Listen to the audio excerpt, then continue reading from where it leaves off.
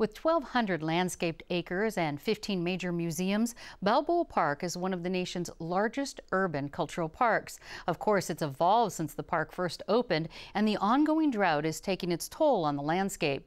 Here with a look at planning for the future is my guest, Charles Birnbaum, President and CEO of the Cultural Landscape Foundation in Washington, D.C. And Charles, what is a cultural landscape?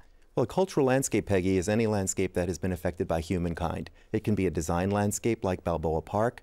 It can be a vernacular landscape like the vineyards and working landscapes that are nearby.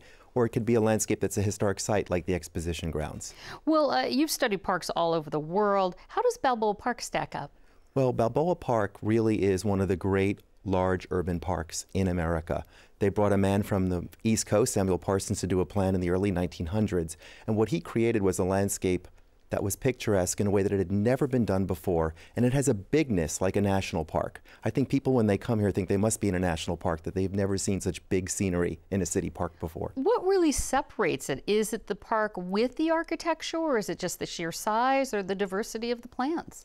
Well, a lot of the architecture and the roads that have come in over time. I think Balboa Park really has three periods. There's the first period where it's picturesque, laying lightly on the canyons, working with the place. Then, of course, there's the exposition of 1915, where it became about the exposition, which is a national historic landmark.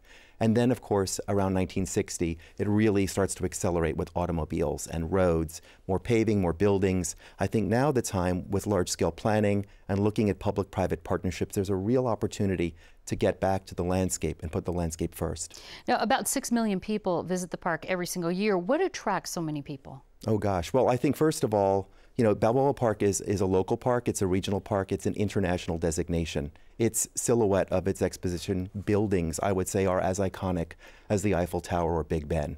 People already have prepared themselves to come there.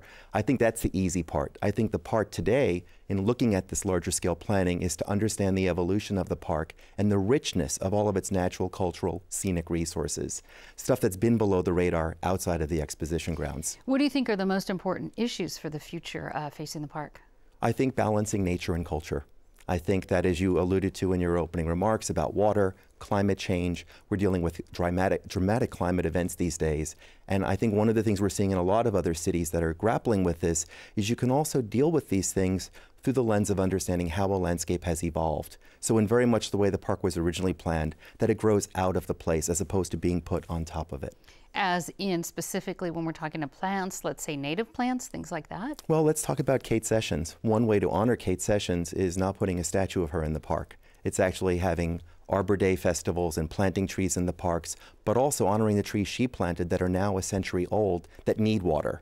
Those historic trees are witness trees to the history of this city, and they're as important as any building in the park. Let's talk about a bit of infrastructure, because as the park continues to grow in popularity, and it is a national and international destination spot, how do you accommodate for things and needs like parking?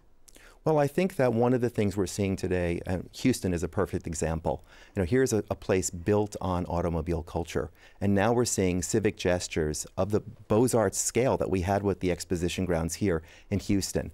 We are burying roads, we're reimagining how we move people through landscapes, and what we're doing again is we're putting the landscape and the ecology first, and we're subordinating these other types of uses in the park, knitting together these wounds that have happened for more than a half century. Now, Balboa Parks Committee estimates there's a $300 million deferred maintenance, basically, that's needed for the park. How should the city pay for the upkeep as we're moving forward, not just for the landscape, but the park in general? I think there's always this pressure to want new things. And then you often have people who are patrons who want to assert their vision in landscapes. It happens all around the world.